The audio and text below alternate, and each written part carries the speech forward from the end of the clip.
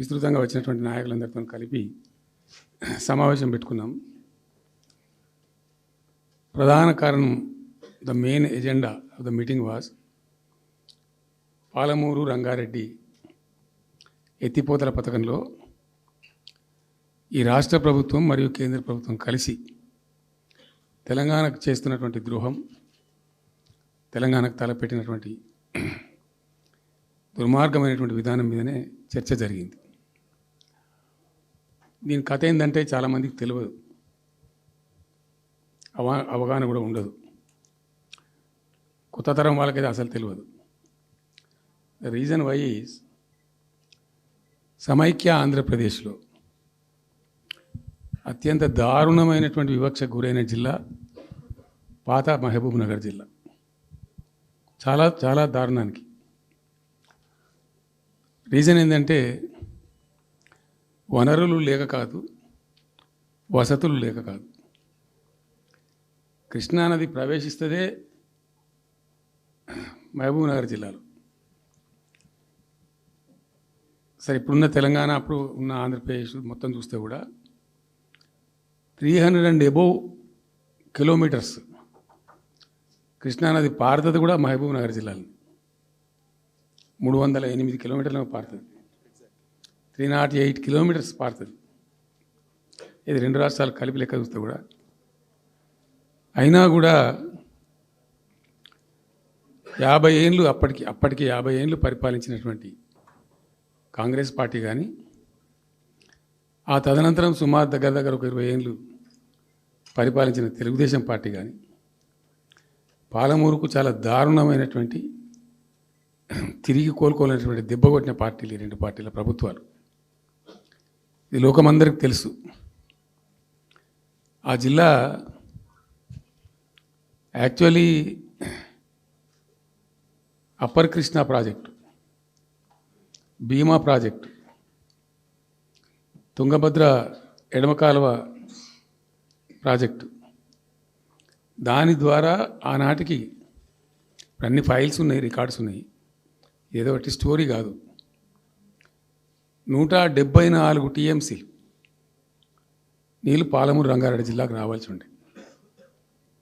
పాలమూరు జిల్లాకు ఆనాటి ప్రతిపాదిత ప్రాజెక్టుల ప్రకారం రావాల్సి ఉండే. ఆంధ్రప్రదేశే ఏర్పాటే తెలంగాణ పాలిట పెనుశాపం. కొంతమందికి నచ్చదు, కానీ పెనుశాపంగా పరిణమించింది ఆంధ్రప్రదేశ్ రాష్ట్ర ఏర్పాటు. మొత్తం తెలంగాణకు, అందులో మోర్ స్పెసిఫికల్లీ మహబూబ్ నగర్ జిల్లాకు జరిగినటువంటి తీవ్రమైనటువంటి అన్యాయం. ఎస్ఆర్సి యాక్ట్ అంటే స్టేట్ రీఆర్గనైజేషన్ యాక్టు స్పష్టంగా చెప్తుంది, ప్రతిపాదించబడి ఆల్రెడీ శాంక్షన్ అయ్యి జరుగుతుండే ప్రాజెక్టులు, కంటెంప్లేట్ చేసి ఉన్న ప్రాజెక్టులు, వాటిని మార్చకూడదు, అవి కొనసాగించాలి. ఆ చట్టం ఉండగా కూడా వాటి అన్నిటిని కాదని వీటిని మొత్తం అబాండన్ చేసి పడేసిండ్రు. అట్లా చాలా చేసినారు. అక్కడ గోదావరి మీద చూసుకుంటే దేవునూరు ప్రాజెక్టు కావచ్చు, ఇచ్చంపల్లి కావచ్చు, రకరకాల ప్రాజెక్టులను అబాండన్ చేసినారు. అందులో అతి తీవ్రమైనటువంటి అన్యాయం మహబూబ్ నగర్ జరిగింది. ఇలా మహబూబ్ నగర్కి ఇచ్చే పాలమూరు ఎత్తిపోతలో మరొకటి కొత్త స్కీమ్ కాదు. గతంలోనే 174 టీఎంసీలకు ప్రాజెక్టులు రూపకల్పన జరిగి అంత అయింది. అయితే మేము చాలా వాదించినాం. మధ్యలో బ్రిజేష్ కుమార్ ట్రిబ్యునల్ వస్తే కూడా అక్కడ పోయి ఆ ట్రిబ్యునల్ని కలిసి చాలా ప్రయత్నాలు చేసినాం. ఉద్యమ సందర్భంలో, ఉపన్యాసాలలో, కరపత్రాలలో, జలసాధన ఉద్యమ సందర్భంలో మా క్యాసెట్ల రూపంలో, స్పీచ్ల రూపంలో, కరపత్రాల రూపంలో, పోస్టర్ల రూపంలో, క్యాసెట్ల రూపంలో రకరకాలుగా వాదించుకుంటూనే ట్రిబ్యునల్ కూడా వేయాలని పోతే, ట్రిబ్యునల్కు ఉండే ఒక డెలికసీ ఏంటంటే వాళ్ళు రాష్ట్రాల మధ్య పంపిణీ చేస్తారు తప్ప రాష్ట్రం లోపల ఉండేటువంటి ఒక ప్రాంతానికంటే వాళ్ళు చేయరు. మీకు రాష్ట్ర హోదా లేదండి, మీరు ప్రాంతము, మీరు రాష్ట్రంతో కొట్లాడుతున్నారు, అది వేరే సంగతి. కానీ మేము స్వీకరించలేము, తీసుకోలేము చట్ట ప్రకారం అని చెప్పి వాళ్ళు నిరాకరించారు. సరే, ఆ తదనంతరం ఉద్యమం జరిగింది, మీ అందరికి తెలుసు. ఇక్కడ ఇంకొకటి కూడా తప్పకుండా చెప్పాలి. బచావత్ ట్రిబ్యునల్ ఏర్పాటైనప్పుడు అతను పంపకాలు చేస్తూ బచావత్ ట్రిబ్యునల్లో స్పష్టంగా రికార్డెడ్ ఇప్పుడు ఉంది.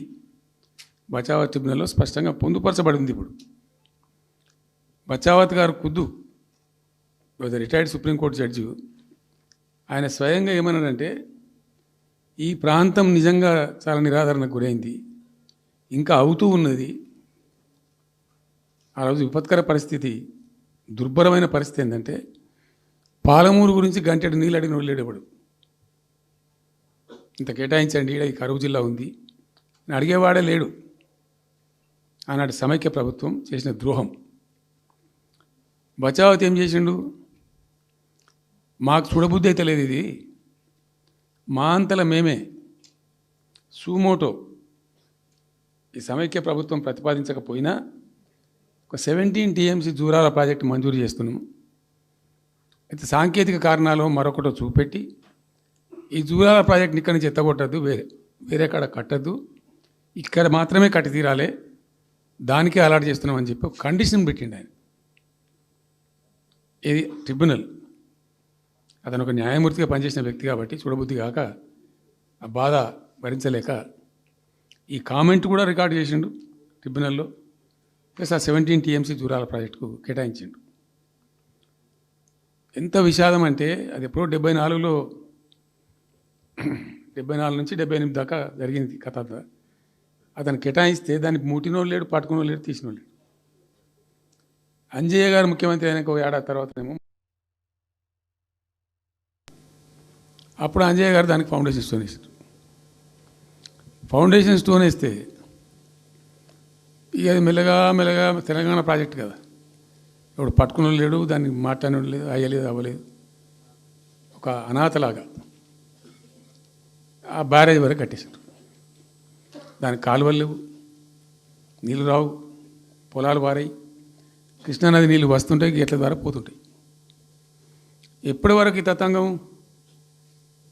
తతంగం 2001లో గులాబీ జెండా ఎగిరేదాకా ఇదే తతంగం. ఇంకా విషాదం ఏంటంటే, అప్పుడు ముఖ్యమంత్రి ఉన్న చంద్రబాబు నాయుడు ఆయన మహబూబ్నగర్ జిల్లాను దత్తత తీసుకున్నాడు. ఆయన దత్తతలో ఉండే చేసి నేను అడాప్ట్ చేసుకుంటున్నా ఈ కరువు జిల్లా, దీన్ని అది చేస్తా, ఇది చేస్తా, పొడి చేస్తా అని మాటలు చెప్పి ఇష్టం వచ్చినన్ని పునాదురాలు వేసిండు. కలవకుర్తి, మన్ను, మశాను, రకరకాల పునాదురాలు వేసుకుంటూ ఉద్యమ సందర్భంగా నేను చేసే ఉపన్యాసాలలో నేను మాట్లాడేది, ఈ పునాదురాలన్నీ ఎందుకు మనకు పట్క ఏడుస్తానికా, చూస్తానికా, ఏం లాభము, ఈ రాళ్ళన్నీ కృష్ణానదిలో అడ్డమేస్తూ చెక్కడమని అయితే భయ అనేది నేను నవ్వేది, జనం సప్పట్లు కొట్టేది సభలలో నేను చెప్తుంటే. ఒక్క డ్రాప్ వాటర్ కూడా పొలాలు పారడానికి రాలే. తత్ఫలితం ఏంది? Net result. What was the net result? Palamuru జిల్లాలో ప్రతి తాలూకా కేంద్రం, అంటే ప్రతి నియోజకవర్గ కేంద్రం నుంచి వలసలు పోవడానికి ప్రజలు ప్రతి బొంబాయి నుంచి bus, Narayanpet Bombay bus, Wanaparthy Bombay bus, ఇంచుమించు అన్ని తాలూకాల నుంచి బొంబాయికి డైరెక్ట్గా బస్సు. ఏం చేస్తారు? ప్రజలు పుట్ట చేత పట్టుకొని వలస పోవాలి, బతకపోవడు తప్ప ఇంకో గతి లేదు. జిల్లాకు జిల్లా మొత్తానికి మొత్తం 100% కృష్ణా బేసిన్లో ఉంటుంది. భయంకరమైన కరువు. చివరికి ఆ జిల్లాలో ఉండే అనేక మంది కవులు అనేక పాటలు రాసిండ్రు. ఆ గోరెటి వెంకన్న గారు అయితే పల్లె పల్లెలో పల్లెర్లు మొలిసే పాలమూరులోన అని చెప్పి పాట రాసి పాడిండు. ఆ పాట బాగా పాపులర్ సాంగ్ కూడా, తెలంగాణ ఉద్యమం పొడుగుతో కూడా భయంకరంగా మోగినటువంటి సాంగ్. సో అట్లా జరుగుతూ ఉంది. మేము ఏడుస్తా పోయినాం, చూస్తా పోయినాం. అవి ఉన్న రెండే ప్రాజెక్టులు. ఒకటి బచావత్ పెడితేనేమో జూరాల గతి అది. అప్పుడు చంద్రబాబు నాయుడు గారి స్లోగన్ సమైక్య రాష్ట్రంలోనే సమగ్ర అభివృద్ధి. నేను ప్రథమ మహాసభకు పాలమూరు జిల్లాకు పోయినా, మహబూబ్నగర్ టౌన్లో పెట్టాం. పెద్ద భారీ మీటింగ్ జరిగింది. దాదాపు 70-80 వేల మంది వచ్చిండ్రు. ఆ మీటింగ్లో నాకు బాగా కోపం వచ్చి, ఏమయ్యా చంద్రబాబు నాయుడు, అప్పటికి ఏంటంటే కర్ణాటకకి కొంత ముంపు ప్రాంతం ఏమిటి దూరాల ప్రాజెక్టులో ఏంటంటే కొద్ది ముంపు ప్రాంతం కర్ణాటక రాష్ట్రంలో ఉంటుంది. ఒక 13 కోట్ల రూపాయల వరకు కాంపెన్సేషన్ కట్టాల్సి ఉండి కట్టడు, ₹1 కట్టడు. ఏమయ్యా చంద్రబాబు నాయుడు గారు, నువ్వు దత్తత తీసుకున్నావు, కథ తీసుకున్నావు, డైలాగులు చెప్తున్నావు, ఇక్కడ చచ్చిపోతాను జనము, బొంబాయికి వలసలు పోతుండ్రు. ఇటువంటి పరిస్థితులలో కూడా కర్ణాటకకు డబ్బులు కట్టడానికి డబ్బులు లేవా? ఇదేనా సమైక్య రాష్ట్రంలో సమగ్ర అభివృద్ధి అంటే? పట్టిగా బ్యారేజ్ ఆ గోడ లెక్క కట్టిన విడిచిపెట్టేది మీరు చూసి తమాషా పడన్నా అని చాలా తీవ్రమైన విమర్శలు చేశారు. మోకాళ్ళ మీద పరిగెత్తి కట్టిండి చంద్రబాబు నాయుడు అప్పుడు. ఆ కర్ణాటక చెల్లించాల్సిన కంపెన్సేషన్ ఏదైతుందో మోకాళ్ళ మీద ఉరికి నా దాడి తట్టుకోలేక కంటిన్యూగా పెట్టినాం. దాని తర్వాత చంద్రబాబు నాయుడు పార్టీకి సంబంధించిన ఎమ్మెల్యేనే ఆర్డీఎస్ దగ్గర బాంబులు పెట్టి పేల్చేయడం, అది మీ అందరికీ కూడా తెలుసు. బాంబులు పెట్టి పేల్చడం 2 సార్లు 3 సార్లు పేల్చారు. నేను ఫస్ట్ ఉద్యమంలో తెలంగాణ ఉద్యమం స్టార్ట్ అయిన తర్వాత నేను ఎంచుకున్న ఎజెండా, నా ఎజెండాలో మొదటి పాదయాత్ర నేను చేసినటువంటి జోగులాంబ టు గద్వాల పాదయాత్ర చేసిన.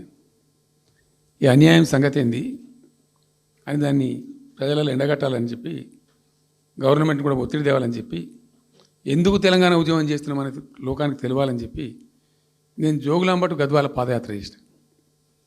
దాన్ని మొత్తం అసలు కంప్లీట్ 80,000 ఎకరాలకు బారాల్సినటువంటి ఆ ఆర్డీఎస్ కెనాలు 15,000 ఎకరాలు, 10,000 ఎకరాలు, 20,000 ఎకరాలకు వచ్చింది, తగ్గిపోయింది. అడిగే నాతుడు లేడు. నేను అంతకు ముందే పాదయాత్ర కన్నా ముందే స్వయంగా మేమందరం జిల్లా మహబూబ్నగర్ జిల్లా నాయకులు నేను కలిసి ఆర్డీఎస్ హెడ్ వర్క్స్ ఎక్కడ ఉంటాయంటే కర్ణాటకలో ఉంటాయి, రాయచూరు దగ్గర. అక్కడ దాకా పోయి మొత్తం ఆశాంతం ఆ కాలువ పొడవుతో తిరిగి అర్థం చేసుకొని ఆ తర్వాతనే నేను గద్వాల టు మన ఆలంపూర్ టు గద్వాల పాదయాత్ర పెట్టినాం. తిరిగి దాన్ని ఎక్స్పోజ్ చేసినాం. అప్పుడు అక్కడ గొడవ చేస్తే మళ్ళీ అప్పుడు జూరాల లింక్ కెనాల్ని మొదలుపెట్టింది చంద్రబాబు నాయుడు. జూరాల టు ఆర్డీఎస్కు లింక్ కెనాల్ అని మళ్ళీ డ్రామా కట్టి, అంటే ప్రతిసారి ఏమార్చడము తెలంగాణ ప్రజలను ఒక రకమైన దగా చేయటం తప్ప రాలే, ఒక డ్రాప్ వాటర్ రాలే, ఎప్పుడు రాలే. సరే కొట్లాడుతూ పోయినాం, ప్రజలు బాగా కలిసి వచ్చిండ్రు, సందర్భం కలిసి వచ్చింది, తెలంగాణ అదృష్టం బాగుంది, తెలంగాణ రాష్ట్రం ఏర్పడింది.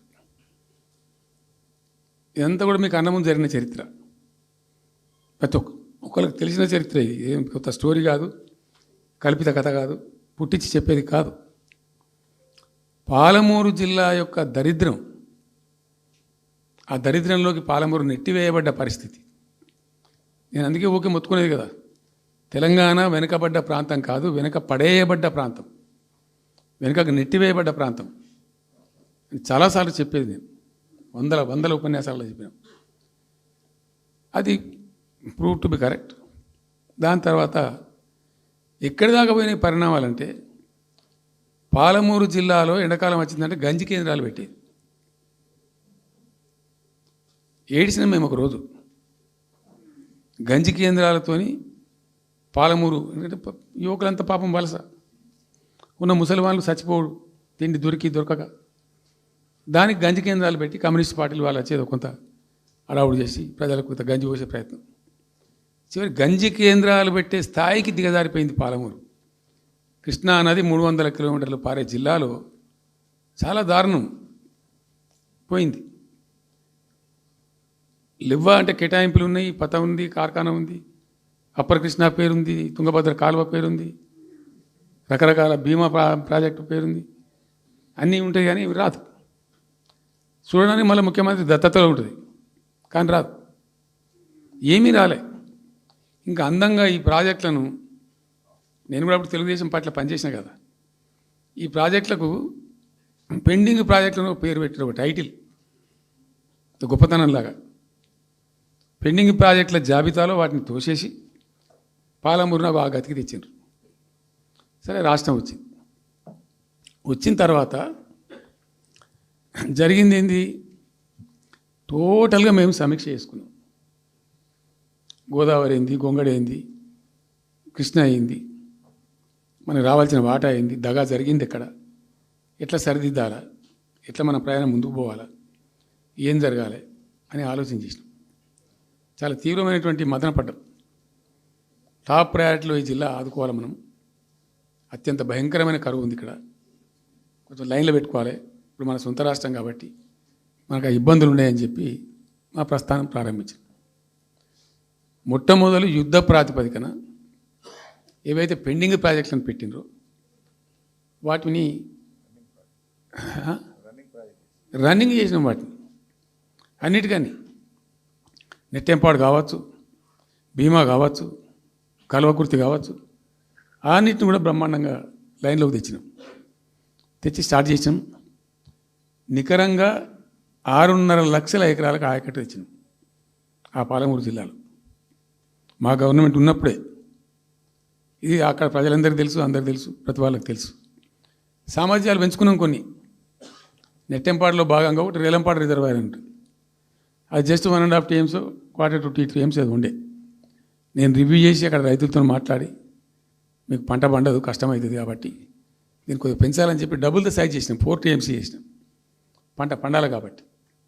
అట్లా రకరకాల చర్యలు తీసుకొని దాని ద్వారా ఆ కల్వకుర్తి లిఫ్ట్ ఇరిగేషన్ ద్వారా, ఈ నెట్టెంపాడు ద్వారా, భీమా ద్వారా, భీమా phase 1 phase 2 ద్వారా అన్నీ కలిపి 6.5 లక్షల ఎకరాలకు. వాస్తవం చెప్పానంటే ఎంత దుఃఖభాజనం అంటే, ఎంత బాధాకరం అంటే, కృష్ణానది 300 కిలోమీటర్లు ప్రవహించేటువంటి పాలమూరులో 30,000 ఎకరాలు కూడా పారకం లేదండి. RDS అన్నీ కలిపి లేదు, అసలు రావు, నీళ్ళు రావు, కాలువ లేదు, పొలం లేదు, ఏం లేదు. అందుకే అది వలసల జిల్లా అని పేరు ఎందుకు వచ్చింది పాలమూరుకు? ఎందుకు వలస పోతారు ప్రజలు? ఎంత కంపల్సరీ ఉంటే పోతారు, ఎంత దుఃఖం ఉంటే పోతారు, ఎంత బాధ ఉంటే పోతారు. ఆ విధంగా ఒక 6.5 లక్షల ఎకరాలకు దానికి తెచ్చినాం. మిషన్ కాకతీయలో కొద్దిగా ప్రయారిటీ పెట్టి, భౌగోళికంగా బాగా విశాలంగా ఉండే జిల్లా కాబట్టి ఇప్పుడు కొత్త జిల్లాలు చేసుకున్నాం, కానీ ఆ రోజు అది పెద్ద జిల్లా. దానికి మిషన్ కాకతీయలో టాప్ ప్రయారిటీ ఇచ్చి మైనర్ ఇరిగేషన్ చెరువులు మొత్తాన్ని పోయినాయిగా అమ్ముకున్నారు, అబాండనని మిగిలిన వాటిని కొన్ని సామర్థ్యాలు పెంచి ఒక పద్ధతికి తెచ్చినాం. అదో 1,20,000-1,50,000 ఎకరాలకు అది దోహదపడ్డది. చెక్ డ్యాములు కూడా కట్టుకున్నాం. చాలా వాగుల మీద 100 కొద్ది చెక్ డ్యాములు కట్టినాం. ఇవన్నీ కూడా మీ కళ్ళ ముందే జరిగినాయి, మీ అందరికీ కూడా తెలుసు. ఈ RDS కెనాల్కి మోసం జరిగింది కాబట్టి మధ్యలో తుంగభద్ర మీద పెట్టి తుమ్మిల లిఫ్ట్ కూడా తెప్పించి తుమ్మిల లిఫ్ట్ కూడా పూర్తి చేసినాం. ఏది RDS ద్వారా కోల్పోయిన ఆయకట్టును రిస్టోర్ చేయడానికి తుమ్మిల లిఫ్ట్ కూడా స్టార్ట్ చేసినాం, నీళ్ళు పోపించినాం, బ్రహ్మాండంగా ఆయకట్టు అంతా పార్పించినాం. ఇట్లా అనేక రకాల చర్యలు అవి తీసుకొని ఒక 6.5 లక్షల ఎకరాలకేమో నెట్ ఆయకట్టు వచ్చింది. ఇండైరెక్ట్ ఆయకట్టు ఏమో భూగర్భ జలాలు పెంచడానికి కట్టిన చెక్ డ్యాములు, మైనర్ ఇరిగేషన్ బాగు చేయడం, దాని ద్వారా కూడా 1,50,000 ఎకరాలకు వచ్చింది. ఆ తదనంతరం మరి మనం ఎట్లా ముందుకోవాలా, ఏం చేద్దామని చెప్పి ఈ రంగారెడ్డి జిల్లా కూడా వాళ్ళు పాపం కృష్ణా బేసినే, ప్రతి డ్రాప్ రంగారెడ్డిలో పడే ప్రతి వర్షం చుక్క కృష్ణానదికి పోతుంది, ఇంకెక్కడికి పోదు. నల్లగొండ జిల్లాలో కురిసే ప్రతి వర్షం చుక్క కూడా కృష్ణానదికి పోతుంది. 100% ఈ 3 జిల్లాలు కూడా నల్లగొండ, రంగారెడ్డి, పాలమూరు ఇవి 100% కృష్ణా బేసిన్లో ఉన్నాయి. మనము ఏదైతే మనకు కేటాయించిండ్రో ప్రాజెక్ట్ వైజ్నో ఇంకోటనో కంబైన్డ్ స్టేట్ ఉన్నప్పుడు జరిగినటువంటి మోసం నుంచి బయటికి రావాలంటే మనం రాష్ట్రం ఏర్పడ్డ తర్వాత కొట్టాడాలి, మన వాటా మనం సాధించాలి. రివిజన్,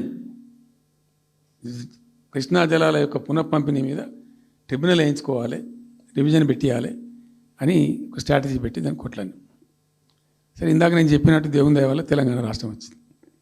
ఈ ప్రాజెక్టు కంప్లీట్ చేస్తూనే పాలమూరు రంగారెడ్డి ఎత్తిపోతల పథకానికి శ్రీకారం చుట్టాం. యాక్చువల్ ఫ్యాక్ట్ ఏంది, పాలమూరు రంగారెడ్డికి మేము ఆ రోజు మనసులో ఇంటర్నల్గా మాట్లాడుకొని డిపార్ట్మెంట్ కావచ్చు, క్యాబినెట్ కావచ్చు, వితిన్ ద పార్టీ కావచ్చు, ఆ జిల్లాల నాయకులతో కావచ్చు, మా స్ట్రాటజీ ఏంది, పాలమూరు రంగారెడ్డి ఎత్తిపోతల పథకానికి 170 TMs తీసుకోవాలి. This was the strategy of BRS government. ఎక్కడి నుంచి తీసుకోవాలా, అనేక ఆంక్షలు, మాటలు బట్టి, డైలాగులు, ఏపీ నుంచి వచ్చే వ్యతిరేకత ఇవన్నీ దృష్టిలో పెట్టుకొని ఏం చేసినాం, నికరంగా లెక్కలు తెప్పించినాం. ఈ మహబూబ్ నగర్ జిల్లాలో మైనర్ ఇరిగేషన్లో పాత చెరువులు ఏవైతే బచావ్ అవుతున్నప్పుడు లెక్క పెట్టినటువంటి చెరువులు ఏవైతే ఉన్నాయో ఉన్నాయన్నీ మాయమైనవి, వాటి సామర్థ్యం ఆ రోజు ఎంత, ఇవాళ నెట్ సామర్థ్యం ఎంత అని లెక్కలు తీసి కేంద్రానికి సమర్పించి ఒక 45 టీఎంసీ రెండు దానికి కేటాయించింది ఆ రోజు మేము ఎంత అంటే 90.81 టీఎంసీ, 90.81 పాలమూరు రంగారెడ్డికి మేము కేటాయించింది ఆ రోజుకు. అయితే 170 ఎట్లా అంటే మరి మాకు ఇంకా వాటా వస్తుంది కదా, ట్రిబ్యునల్ వచ్చిన తర్వాత మాకు వాటా వస్తే దానిలో తీసుకున్న నీళ్ళని కూడా దీనికే మనం అటాచ్ చేసుకుంటామని చెప్పి 91 పాయింట్ తీసుకున్నాం. ఎట్లా తీసుకున్నాము, బచావత్ ట్రిబ్యునల్లోనే ఒక తీర్పు చాలా స్పష్టంగా ఉన్నది, డెసిషన్ అది ట్రిబ్యునల్ యొక్క నిర్ణయం ఏంటిది. ఆంధ్ర వాళ్ళు మొదటి నుంచి కూడా మేము కొంత గోదావరి నీళ్లు కృష్ణా డెల్టాకి తెచ్చుకుంటాం, నాగార్జున ఆయకట్టుకు తెచ్చుకుంటాం, మరో దాన్ని తెచ్చుకుంటాం అనే పద్ధతులు మొదలుపెట్టి తెచ్చుకున్నారు. దాంట్లో భాగంగా 80 టీఎంసీలు వాళ్ళు తీసుకుంటున్నారు. ఇది పోలవరం కట్టి ఆ కెనాల్ అప్పుడు వైఎస్ రాజశేఖర్ అప్పుడు తవ్విండి కదా, పట్టిసీమ లిఫ్ట్ పెట్టిండ్రు, ఇనీషియల్ లిఫ్ట్ పెట్టిన తర్వాత ఇప్పుడు కెనాల్ అయింది. సో దాన్ని 80 టీఎంసీలు వాళ్ళు వాడుకుంటున్నారు, ఎక్కువనే వాడుకుంటున్నారు. సో వాళ్ళు డిపిఆర్లో సబ్మిట్ చేసినారు చాలా క్లియర్గా స్పష్టంగా ఏమని, 80 టీఎంసీలు మేము తీసుకుంటున్నాం, 80 టీఎంసీలు పైన 5 రాష్ట్రాలకు బచావ్ ట్రిబ్యునల్ ప్రకారం ఇస్తాం. అది 3 రాష్ట్రాలకు ఇస్తారు, తెలంగాణ రాష్ట్రానికి, కర్ణాటకకు, మహారాష్ట్రకు. తెలంగాణకు 45, వాళ్ళిద్దరు కలిపి 35, కర్ణాటకకు 21 టీఎంసీ, మహారాష్ట్రకు 14 టీఎంసీ. వాళ్ళిద్దరు కూడా వాడుకుంటున్నారు. అది కర్ణాటక వాళ్ళు already they are using 21 TMC ఏదైతే పోలవరం నీళ్ళు అక్కడ వాళ్ళు తీసుకున్నారు కాబట్టి దాని కంపెన్సేటర్ కింద వచ్చినటువంటి దాన్ని they are using it, right రాయాలి. మహారాష్ట్ర కూడా వాడుతున్నారు, లెక్కల్లో చూపించారు వాళ్ళు, వాళ్ళ ప్రాజెక్టుల డిపిఆర్లో వాళ్ళ లెక్కల్లో చూపెట్టిండ్రు. ఇక వాడుకోవాల్సింది వాళ్ళు మనం. సో ఆ 45 టీఎంసీ మనది ఉంది కదా, మనకు ట్రిబ్యునల్ కేటాయించిందే కదా, అప్పనంగా ఏదో వచ్చేది కాదు కదా. సో ఆ 45 ఈ మైనర్ ఇరిగేషన్ లాసెస్ 45 కలిపి 90.81 టీఎంసీలకు దాన్ని ప్రతిపాదించాం. It has a strong basis, ఏదో గాల్లే అడగోలు జమాబందీ ఏర్పడతాడు చేసింది కాదు, ఒక స్పష్టమైనటువంటి విధానంతో ఒక అవుట్లుక్తో భవిష్యత్తు ప్రయోజనాలను దృష్టిలో పెట్టుకొని చేసినటువంటి చర్య చేసినాం. ప్రాజెక్టు 30,000 కోట్లు 35,000 కోట్లు మంజూరు చేసినాం. అందులో 27,000 కోట్లు ఖర్చు పెట్టినాం. ఆల్మోస్ట్ దగ్గర 88-90% పనులు పూర్తి అయిపోయినాయి. ఈ ఆంధ్రాతోని పంచాయతీ ఉంటుంది ఎప్పటికైనా, వాళ్ళు పోతిరెడ్డిపాడు పొక్కగొట్టి దాన్ని పెంచి ఇక దాన్ని ఇంకింత పెంచి ఇక తెలుగు గంగా అనే పేరు మీద మొదలై అది ఎటెటెటెటు పోతుంది ఇక అడవుల జమాబంది. కాబట్టి మనం క్విక్కెస్ట్ పాసిబుల్ టైంలో తీసుకోవాలని ఆ వచ్చే వాటర్ను అక్కడ ఎంటైర్ వరల్డ్లో ఇక్కడ లేవండి 145 మెగావాట్స్ కెపాసిటీ పంప్స్ పెట్టినాం అక్కడ. Specially prepared, those pumps were prepared by BHEL of India. 145 మెగావాట్ల పంపులు అసలు ఇండియాలో ఎక్కడ ఏ ప్రాజెక్టుకు లేవు. ఎందుకని ఆ పంపు స్విచ్ ఆన్ చేసిన నేను, నీళ్ళు వచ్చినాయి. ఒక్క పంపు స్విచ్ ఆన్ చేస్తేనే ఇట్లా కాలువలు తల్లాడుతుండే ఇట్లా. అంటే ఆ గొడవ ఉంది కాబట్టి వాళ్ళు అటు పోతిరెడ్డి పడిపోక నుంచి వాళ్ళు తీసుకుపోతూ ఉంటారు. ఆ వర్షాలు వచ్చినప్పుడే మనం తీసుకోవాలి, ఇంకో గత్యంతరం లేదు. కాబట్టి క్విక్కెస్ట్ పాసిబుల్ టైంలో ఈ రిజర్వాయర్లు నింపుకుంటే మనం సేఫ్ అయిపోతాము, జిల్లా కాడికి కొంత న్యాయం జరుగుతుందని చెప్పి ఆ 145 మెగావాట్స్ కెపాసిటీ ఉండే పంప్స్ పెట్టినాం. ఇప్పుడు పంప్స్ అన్నీ ఆల్మోస్ట్ ఇన్స్టాల్ అయినాయి. మరి ఈ గవర్నమెంట్లో వీళ్ళు ఏం పట్టించుకుంటలేరు, అసలు ఏం చేస్తలేరు. అయితే జరిగిన తర్వాత ఏమైంది, అనుమతులు అంత సాధించారు. దాని మీద చాలా మెలికలు పెట్టినారు, ల్యాండ్ అక్విజిషన్ల ప్రాబ్లం చేసినారు. అయినా 27,000 ఎకరాలు మేము అక్వైర్ చేసినాం సక్సెస్ఫుల్గా. అదంతా క్లిష్టమైన సబ్జెక్ట్ ఈ రోజులలో ల్యాండ్ అక్విజిషన్ అంటే. అయినప్పటికీ 27,000 ఎకరాలు అక్వైర్ చేసినాం, 27,000 కోట్లు ఖర్చు పెట్టినాం, అంత కాన్సన్ట్రేట్ చేసినాం. గ్రీన్ ట్రిబ్యునల్కి పోయినారు, ఆ స్టేని క్యాన్సిల్ చేయించినాం. అనేక రకాల అడ్డంకులు కల్పించే ప్రయత్నాలు ఎన్ని చేసినా వాటన్నిటిని అధిగమిస్తూ ఆ ప్రాజెక్టును ముందుకు తీసుకొని పోయినాం. అయితే ఈ పంపులన్నీ ఇన్స్టాలేషన్ అయిపోతుంది, బ్రహ్మాండంగా ఉంది. సరే, ఇంతగా అది మా గవర్నమెంట్ మారింది. సహజం, రాజకీయాల్లో గెలుపులు ఉంటాయి, ఓటములు ఉంటాయి, ప్రభుత్వాల మార్పిళ్ళు ఉంటాయి, జరుగుతాయి. కానీ ఇంత తెలుగు తక్కువ దద్దమ్మ ప్రభుత్వం వచ్చినా, నెక్స్ట్ సక్సెసివ్ గవర్నమెంట్ ఎవరు వచ్చినా రాష్ట్ర ప్రయోజనం కదా ఒక ప్రాజెక్ట్ అంటే. ప్రజలకు నీళ్ళు వచ్చేది కదా, ప్రజలు బ్రతికేది కదా, దాన్ని కొనసాగిస్తారు. ఇప్పుడు ఒక్క తట్టెడు మట్టి కూడా తీయలేదండి. మా గవర్నమెంట్ పోయిన తర్వాత పాలమూరు ఎత్తిపోతల పథకంలో ఒక తట్టెడు మట్టి కనీసం నేను తీయలే. మరి దాన్ని ఎందుకు అబాండన్ చేసినరో, దాని వెనకేం ఉద్దేశం ఉందో, ఇంత నిష్క్రియాపరత్వం ఏంది, ఇంత దారుణమైంది. 2 నెట్ సంవత్సరాలు గడిచిపోయినాయి. ఇప్పుడు మేము గమనిస్తున్నాం. మధ్యలో ఏమైంది, కేంద్ర ప్రభుత్వంతో తమాషా. బీజేపీ మొదటి నుంచి మాకు తెలంగాణకు శని అయింది. కేంద్ర ప్రభుత్వం ప్రతిదాన్ని వ్యతిరేకించడమే. ప్రతిదానిగా చంద్రబాబు ఎన్డీఏలో చేరడం, ఆయన మాటలు పట్టుకొని వ్యతిరేకించడం, అడ్డంగా ఇష్టం వచ్చిన పద్ధతిలో. మేము బాగా కొట్టాను. మేము ఉన్న రోజులు అనేకమైనటువంటి పోరాటాలు చేసి దాన్ని అప్పటికప్పుడు సాధించుకున్నాం. అనుమతులు కానీ ఇంకోటి కానీ మొత్తం 9-10 అవసరం పడతాయి. అందులో 6 అనుమతులు ఆల్రెడీ వచ్చేసినాయి. మెయిన్ ఎన్విరాన్మెంట్ అసెస్మెంట్ కమిటీది అదే మెయిన్ అసలు ప్రాజెక్టుకు లైఫ్ లైన్. దాని మొత్తం అనుమతులు వచ్చేసినాయి. దాని తర్వాత మిగిలిన అనుమతులన్నీ లాంఛనమే, ఇక ఇచ్చేయాల్సిందే. అది ఇచ్చిందంటే అటువంటి అతి ముఖ్యమైనటువంటి అనుమతి కూడా తెచ్చినాం. అన్నీ వచ్చిన తర్వాత కేంద్ర ప్రభుత్వం మన చంద్రబాబు నాయుడు ఎంపీలు అవసరం ఉంది కదా అక్కడ వాళ్ళకు. ఇప్పుడు ఇద్దరు ఎంపీలు అవసరం కదా, నితీష్ కుమార్, చంద్రబాబు నాయుడు. దానికోసం బీజేపీ ఎంతకైనా దిగజారుతుంది. ఆడ ప్రభుత్వం నిలబెట్టుకోవాలి కాబట్టి ఎంతకైనా దిగజారి ఆయన మాట పట్టుకొని డిపిఆర్ను వాపసు పంపించారండి. మేము ఉన్న రోజులు రాలే డిపిఆర్ వాపసు.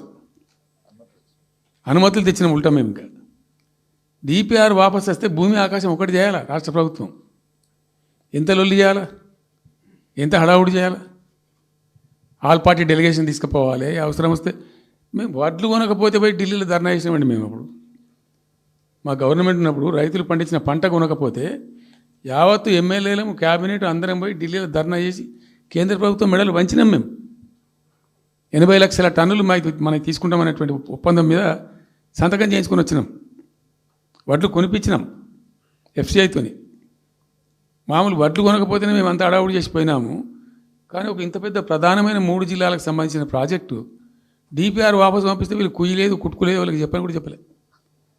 తెలియదు ఎవరికి బయట. జస్ట్ దేవర్ ఇంకా బాధాకరమైన అంశం ఏంటంటే, అసలు 170 టీఎంసీలకు దాదాపు మేము ఏమి చేస్తే బ్రిజేష్ ట్రిబ్యునల్ నడుస్తుంది కదా. దీనిలో ఎట్లుంటుందంటే ఇంకో విషయం అండి, నేను స్పష్టంగా చెప్తున్నాను, మళ్ళీ కన్ఫ్యూజన్ వద్దు. దేశంలో ఒక కొత్త రాష్ట్రం ఏర్పడితే దానికి కొన్ని సంక్రమణలు ఉంటాయి. నీళ్ళెన్ని రావాలి, బలాన్ని ఎంత రావాలి, ఫలాన్ని ఎంత రావాలి అని కొన్ని సంక్రమిస్తాయి ఆటోమేటిక్గా. అది ఎస్ఆర్సి యాక్ట్. భారతదేశంలో ఇనీషియల్గా ఉన్నాయి 14 స్టేట్సే. ఇప్పుడు జమ్మూ కాశ్మీర్ అదేదో వాళ్ళు చేసినారు, కానీ అదర్వైజ్ 15 రాష్ట్రాల తర్వాత ఏర్పడ్డాయి. వాళ్ళు దాన్ని ఇప్పుడు యూనియన్ టెరిటరీ చేసింది కదా లద్దాఖ్ను. 15 అంటే ఒరిజినల్గా ఉన్నదానికంటే ఇంకో రాష్ట్రం ఎక్కువ కలిపి కొత్త రాష్ట్రాలు వచ్చినాయి. సో వాటికి పద్ధతి ఉంది. ఏ రాష్ట్రం ఏర్పడ్డప్పుడు దానికి ఏదేమి ఇవ్వాలి, హైకోర్టు ఎట్లా, పలాంది ఎట్లా అన్నీ దానికి ఒక చట్టం ఉంది. అవన్నిటిని బుల్డోజ్ చేస్తూ ఇక్కడ ఇయ్యలే. నీళ్ళు ఎన్ని రావాలా, ఫస్ట్ ఛాయిస్ వాళ్ళకి ఇస్తారంటే ఆ రాష్ట్రాలకు ఇస్తారు. ఏ రాష్ట్రాలు అయితే విడిపోయినాయో మీరు మ్యూచువల్ అండర్స్టాండింగ్లో చేసుకోండి అని ఇస్తారు. ఇక్కడ పొసిగే కార్యక్రమం కాదు. కాబట్టి మేము ఏం చేసినామంటే 1 ఇయర్ తర్వాత 1 ఇయర్ లోపు ఒకవేళ పరిష్కారం అయితే 2 రాష్ట్రాలు చేసుకోవాలా, లేదా సెంట్రల్ గవర్నమెంటే ఆర్బిట్రేషన్ ద్వారా చెయ్యాలా కూర్చొని. చేయనప్పుడు ఏం చేయాలంటే సుప్రీంకోర్టుకు పోవాలి. మేము 1 ఇయర్ తర్వాత కేంద్ర ప్రభుత్వానికి అప్పీల్ చేసినాం. సెక్షన్ 3 వేయండి, మాకు కృష్ణా జలాల పునఃపంపిణీ చేయండి. చేస్తే దాన్ని వాళ్ళు ఖాతరు చేయాలి. మేము సుప్రీంకోర్టుకు పోయినాం. సుప్రీంకోర్టు కోపానికి వచ్చింది కేంద్ర ప్రభుత్వం మీద కూడా. ఒక రాష్ట్రం అంటూ ఏర్పడ్డప్పుడు యాక్ట్ ప్రకారం, పార్లమెంట్ యాక్ట్ ప్రకారం వాళ్ళకి రావాల్సిన అన్నీ రావాలి కదా.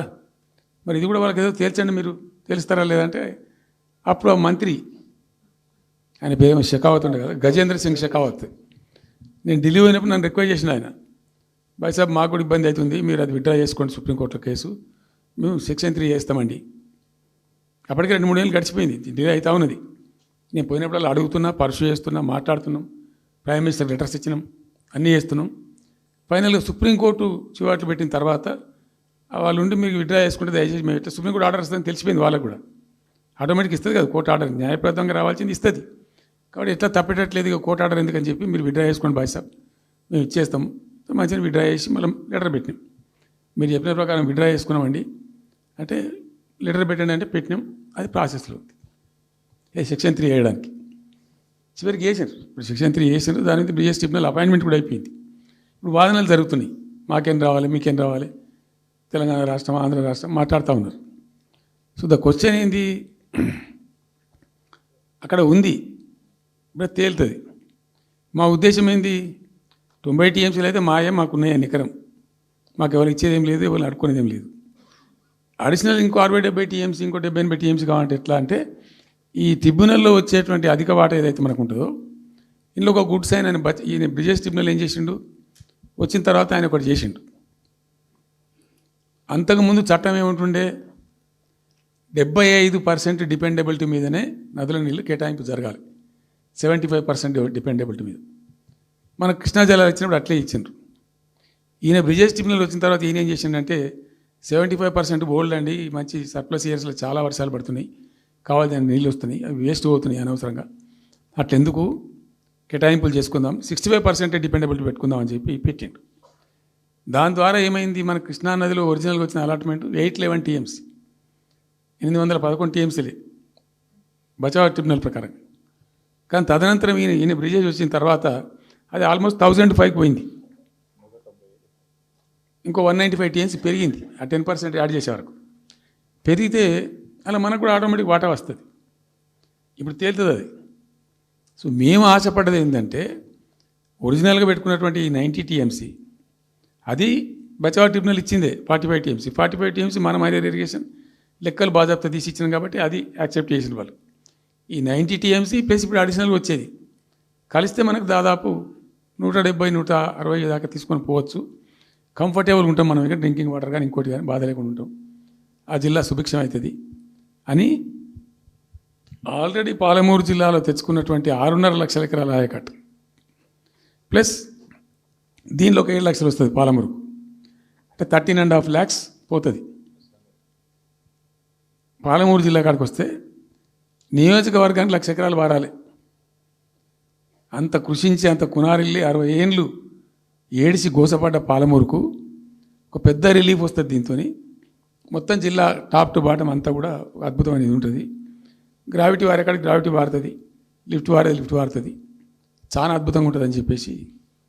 తర్వాత వర్ష నీళ్ళు కూడా చాలా వరకు ఈ చెక్ డ్యామ్లలో దానిలో అడ్డుకుంటాం కాబట్టి గ్రౌండ్ వాటర్ కూడా బాగా పెరుగుతుంది. ఎట్లా ఫ్రీ పవర్ ఇస్తున్నాం కాబట్టి దాని ద్వారా కూడా లాభాలు జరుగుతాయని చెప్పి అసెస్మెంట్ చేసి ఇచ్చినాం. నిజంగా కూడా పాలమూరు ఒక టైంలో తెలంగాణ వచ్చిన తర్వాత 4-5 ఏళ్ళకి నేను పోతే ఎందుకో పోయినాం, బస్సు యాత్ర చేస్తే చాలా అద్భుతంగా ఎక్కడికక్కడ వరికోత మిషన్లు, కల్లాలు, అంతకుముందు పాడుబడ్డ ఇల్లు కనిపించే పాలమూరులో నా కళ్ళతో నేనే చూసిన.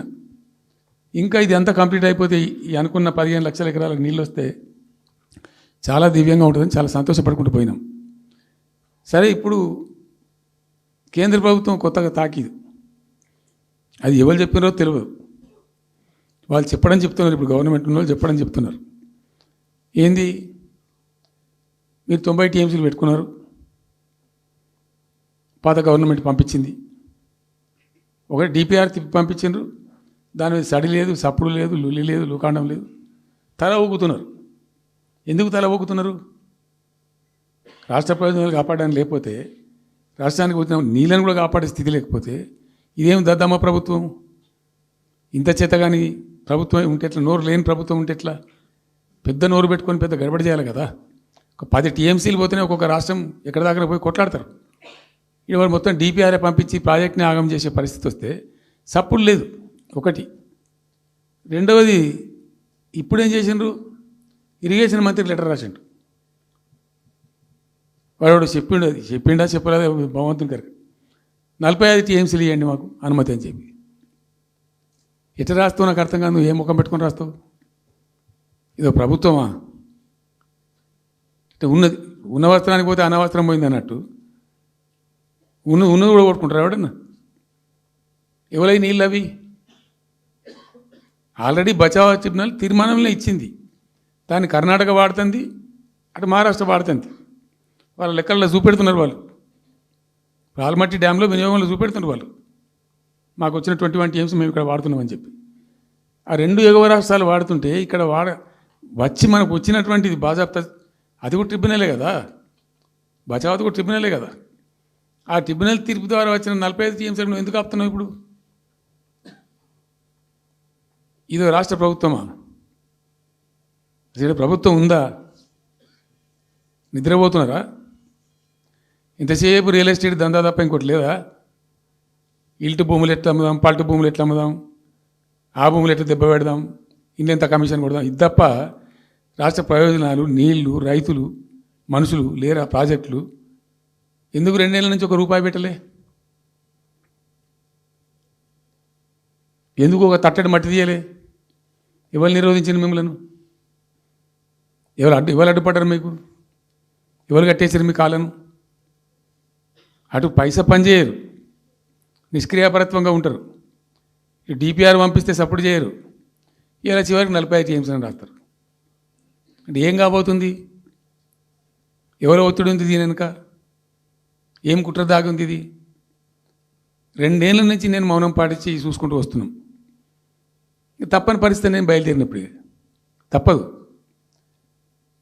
అటు కేంద్రాన్ని ఎక్స్పోజ్ చేస్తాం, ఇటు రాష్ట్రాన్ని ఎండగడతాం ప్రజల మధ్యలో ఖచ్చితంగా.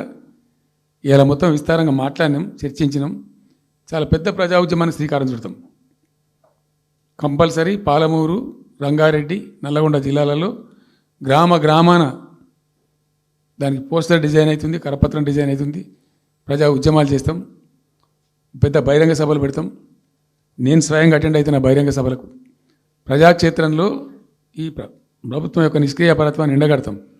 ఇప్పుడు వాయిస్ అయితే తెలంగాణకు, మరి తెలంగాణకు ఉన్న ప్రభుత్వం మాట్లాడకపోతే ఇంకెవరు మాట్లాడాలా? మాకు 2 బాధ్యతల్ని, ఒకటి తెలంగాణ తెచ్చిన పార్టీగా, రెండవది ప్రధాన ప్రతిపక్షంగా కూడా కంపల్సరీ మా డ్యూటీ మేము చేయాలి. అందుకోసం గాను వీళ్ళు ఏదో తమాషకు మేము అదోటి ఇదోటి అడ్డం పొడుగు మాట్లాడి, కిరికిరి మాటలు మాట్లాడి, ఈ కారు కూతలు కూసి ఏదో చేస్తామనుకుంటే నడవదిగా. ఈ ఏళ్ళ దాకా వేరే కథ, రేపటి నుంచి వేరే తోలు తీస్తాం ఎక్కడికక్కడ. ప్రజలు ఖచ్చితంగా ఎక్కడికక్కడ నిలబెట్టే ప్రయత్నం చేస్తాం. అడుగున చెక్ చేస్తాం, ప్రతి విషయంలో చెక్ చేస్తాం. Sufficient time we have given.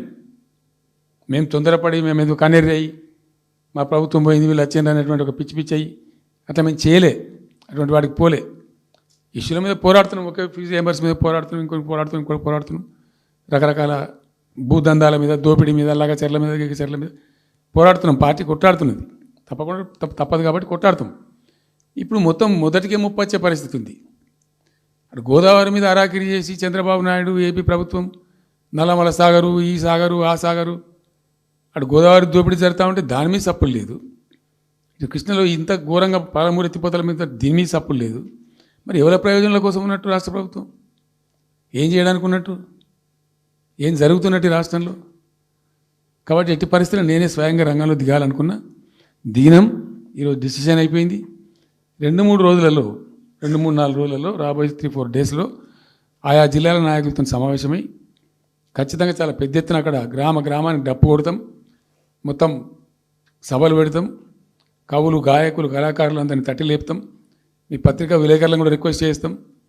అక్కడ జరిగే అన్యాయాన్ని, ప్రజలకు జరిగేటువంటి అన్యాయాన్ని, ఈ జలదోపిని అరికట్టాలని ఈ కేంద్ర ప్రభుత్వం అవలంబిస్తున్న విధానాన్ని కూడా తప్పకుండా చేస్తాం. ఇన్ని రోజులు ఒక రకంగా పోయినాం, కానీ తప్పేటట్లేదు. ఇప్పుడు ఎవరితోనైనా సరే కొట్లాడతాం, తెలంగాణ కోసం భయపడం, యాందాకాని పోతాం, ఈ కొండ మీద గోపైనా సరే కొట్లాడతాం తప్ప ఇడిచిపెట్టాం. ఇక్కడ ఏమి ముఖాలు చూసేది కానీ ఇంకోటి కానీ నైసిటీస్ ఏమి లేవు. There is no necessity at all. Will fight, డెఫినెట్గా ఫైట్ చేస్తాం.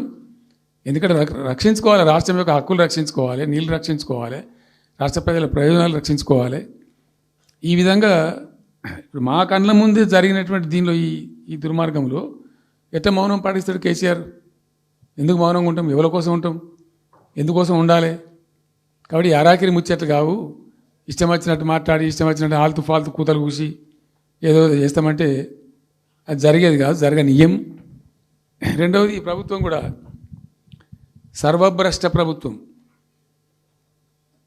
సర్వంలో భ్రష్టమైంది. మేము చెప్తా, బీజేపీ కథ కూడా చెప్తా. ఎందుకు చెప్పా? డెఫినెట్గా చెప్తాం. అరే నువ్వు మా ఇంట్లోకి వచ్చి మాకు దోసుకపోతా అని ఊరుకుంటామే? నాకు అర్థం ఎవరైతుంది? ఏమైనా ఉండొచ్చు కాక ఏమైనా ఉండకపోవచ్చు కాక నీ చేపెట్టి పైసలు కూర్చుకుంటా అంటే ఊరుకుంటామా? సాధారణ కాడికైతే కొట్లాడతాం కదా. యాక్చువల్లీ ఒక పద్ధతిలో ఈ రాష్ట్రం ఒక క్రమ పద్ధతిలో మంచిగా ముందుకు పోతూ ఉంది.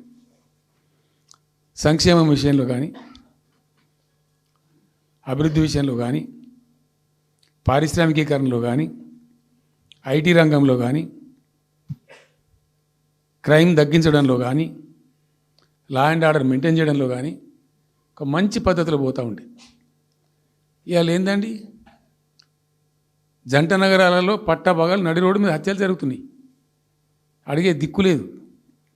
మానభంగాలు జరుగుతున్నాయి, రేపులు జరుగుతున్నాయి. ఎన్సీఆర్బీ రిపోర్ట్ ప్రకారంగా 20% క్రైమ్ రేట్ పెరిగింది తెలంగాణలో. పీస్ఫుల్ స్టేట్ ఉండే, ఫ్రెండ్లీ పోలీసింగ్ ఉండే, అవన్నీ ముఖ్యమైపోతున్నాయి ఇవాళ తెలంగాణలో. చూస్తున్నాం మేము, మనం పాటించడానికి చూసుకుంటూ గమనించుకుంటూ రికార్డు చేసుకుంటూ అని చర్చ చేస్తున్నాం. ఎప్పటికప్పుడు పెరిగిపోయినాయి. వాగ్దానాలు ఏంటంటే వీళ్ళు చేసినాయి? మంచిగా ఉన్న ప్రజలను, మాకు ఓటేసే ఉద్దేశంలో ఉన్న ప్రజలను పచ్చి అబద్ధాలు టెంప్ట్ చేసి మోసం చేసి, ఈ రాష్ట్ర ప్రజానీకాన్ని మోసం చేసి దొంగ మాటలు చెప్పి మాయ మాటలు చెప్పి అర్రాస్ పాటలు వాడినట్టు వాడినండి, వేలం పాట వాడినట్టు. కేసీఆర్ 10,000 ఇస్తాడు రైతు బంధుకు, మేము 15,000 ఇస్తాం. మహిళలకు 2,500 ఇస్తాం. కేసీఆర్ కళ్యాణ లక్ష్మి ₹1,00,000 ఇస్తాడు, మేము తులం బంగారం కల్పిస్తాం. మీరు పెళ్లిళ్ళు చేసుకోకుండా ఆపుండ్రి. ఇదే ప్రభుత్వం మీరు చెప్పినటువంటి మాటలు, పెళ్లిళ్ళు చేసుకుంటూ ఆగిపోండి, మీరు నవంబర్లో వేసుకునే బదులు డిసెంబర్లో వేసుకుంటే తులం బంగారం కూడా వస్తుంది. ఉపన్యాసాలలో చెప్పినండి, మా ఉన్నాయి ఆ క్యాసెట్లని. ఇంకేం చెప్పిండ్రు? పెన్షన్ తీసుకునే ముసలోళ్ళు ఎవరైతున్నారో నవంబర్లో తీసుకోకుండా డిసెంబర్లో 4,000 వస్తుంది. తెల్లారే ఇంకేం మాట్లాడిండ్రు? ఏంటిది అది? 2 లక్షల రుణమాఫీ అని నరికిండ్రు. ఉరుకుండ్రి బ్యాంకుల పంట పోయి జల్దీ తెచ్చుకోండి. ఇక ఒక్కటి కాదు, అట్లా అర్రాస్ పడవాడినట్టే. చివరికి విద్యార్థులకు, పాపం పేద విద్యార్థులకు ఇండియా ఒక స్కూటీలు కాదా బాబు, చాలా ఉన్నాయి. శాంతాడంత లిస్ట్ 420 హామీలని చాలా ఉన్నాయి. నేను కొన్ని హైలైట్ చేసి చెప్తున్నాను. టెంప్ట్ చేయడంలో, ఫర్ ఎగ్జాంపుల్ ఇప్పుడు ఇండియా మొత్తంలో ఎక్కడ ఏరండి, మేము మొత్తం కూడా 100% సమ్మిళితమైన అభివృద్ధితో మేము ముందుకు పోయినాం. ఇట్లా ఏకపక్షంగా ఏకోన్ముఖంగా పోలే. మేము ఆల్ ఫ్రంట్స్ కవర్ చేయాలని చూసినాం.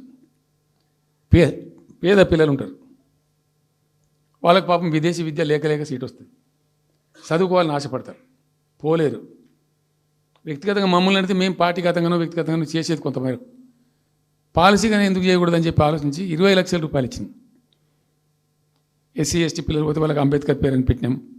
బీసీ అమ్మాయిలు పోతే వాళ్ళకు జ్యోతిబా పూలే అని పేరు పెట్టినాం. రకరకాలుగా మొత్తం మీద వాళ్ళకి ₹20 లక్షలు ఇచ్చినాం. అంటే ఎట్లాంటి ఇష్టం వచ్చినట్టు అది కూడా పెంచుతాం. కేసీఆర్ 10 లక్షలు ఇస్తే మేము 12 లక్షలు ఇస్తాం దళిత బంధు. ఇట్లా ఎన్నండి ఇష్టం వచ్చిన అంటే నోటికి మొక్కాలిగా, అది కూడా 100 రోజుల లోపలనే ఇస్తాం. ఆ కార్డులు వంచుడు సంతకాలు పెట్టి బాండ్ సంతకాలని ఇంటింటి కార్డులు వంచి మొత్తం చెడగోపం పెట్టారు. దిక్కుమాలిన దరిద్రం అంతా నెత్తిన పెట్టి కంప్లీట్ ప్రజలను టెంప్ట్ చేసి ఇలా వడ్లు కొంటలేరండి. సన్నాలు మొత్తం వడ్ల ప్రతి ధాన్యానికి లిస్టు పెద్ద లిస్టు శాంతాడంత లిస్టు. ఇక కందులకింత, మినుములకింత, పసుపుకింత, పప్పుకింత, మొక్కజొన్నకింత, అన్నిటికీ 500 బోనస్. అన్నిటికీ ఏమి దేనికి దిక్కు లేదు. పత్తి కొనే దిక్కు లేదు, వడ్లు కొనే దిక్కు లేదు. ప్రైవేట్గా అమ్ముకుంటారు, దోపిడికి గురి అమ్ముకుంటారు పాపం. ఏడ్చుకుంటూ కన్ననీళ్ళు కుక్కుంటా. చివరికి వస్తే యూరియా సప్లై చేసే తెలివితేటలు లేవానండి. మా గవర్నమెంట్ ఉన్నప్పుడు రైతులు గ్రామాలలో ఒక ఆటో రిక్షాని డబ్బులు ఇచ్చి 10 బస్తాలు తెచ్చి బాబు అంటే తెచ్చి ఎడ పడేసిపోతుండే వాడు పొలం కాడ. ఇవాళ రైతులు రోజుల తరబడి గంటల తరబడి చెప్పులు పెట్టి, బీఆర్ఎస్ లేకముందు చెప్పుల లైన్లు ఉండే, బీఆర్ఎస్ ఉన్న రోజులు చెప్పుల లైన్లు మాయమైనవి. మళ్ళీ ఇప్పుడు కాంగ్రెస్ రాగానే మళ్ళీ ఇప్పుడు చెప్పుల లైన్లు స్టార్ట్ అయిపోయినాయి వరుస పెట్టి. మళ్ళీ ఇప్పుడు ఏందో యాపో బోపో తెచ్చిండ్రు, అది ఒత్తితే నడచలేదు, పిక్తలేదు. అది ఏ ఎరువు బస్తాకు యాప్ ఎందుకైనా నాకు అర్థం కాదు. ఇంకా ఆ యాప్లో కూడా నాకు పూర్తిగా తెలియలేదు. నేను రాత్రి కూడా చెప్పే ఆ యాప్లో ఏముంటుందట. ఇప్పుడు నాకు పట్టుందా, అది ఎన్ని మాటలు ఇస్తారట. సపోజ్ నాకు 3 ఎకరాలు ఉంది. 3 ఎకరాలు ఉంటే ఎకరానికి 2 బస్తాలు చొప్పున 3 సార్లు ఇస్తారట. అది అంటే 3 సార్లు పోవాలి. ఇక యాడికి పోవాలో నాకే తెలియదు. ముఠమూల యాపే దొరకదు కాలబెట్టి. అది ఏదైనా చదువుకుని పోరాన్ని పెట్టుకొని విని పట్టుకొని తిప్పలు పడదామంటే కూడా ఆ యాప్ ఒత్తితే ఏం కనబడుతుందట. యాప్ ఒత్తితే ఏం కనబడుతుందట. ఏ గోదాంలో ఎరువులు అని చెప్తారట. అంటే ఇలా గజ్వేల్లో చెప్తారు, రేపు సిద్దిపేటలో చెప్తారు, ఎల్లుండి సిరిసిల్లలో చెప్తారు. ఏ గోదాంకు పోవాలి, ఎటు పోవాలి. ఇంతకన్నా జోక్ ఉంటుందా. రైతులకు మండల కేంద్రంలో ఎరువుల దుకాణం ఉంటుంది, తప్పితే వాళ్ళ తాలూకా కేంద్రంలో ఉంటుంది ఎక్కువ. అలా సాగుకారు ఉంటాడు, ఇచ్చేటోడు ఉంటాడు, అప్పిచ్చేటోడు ఉంటాడు.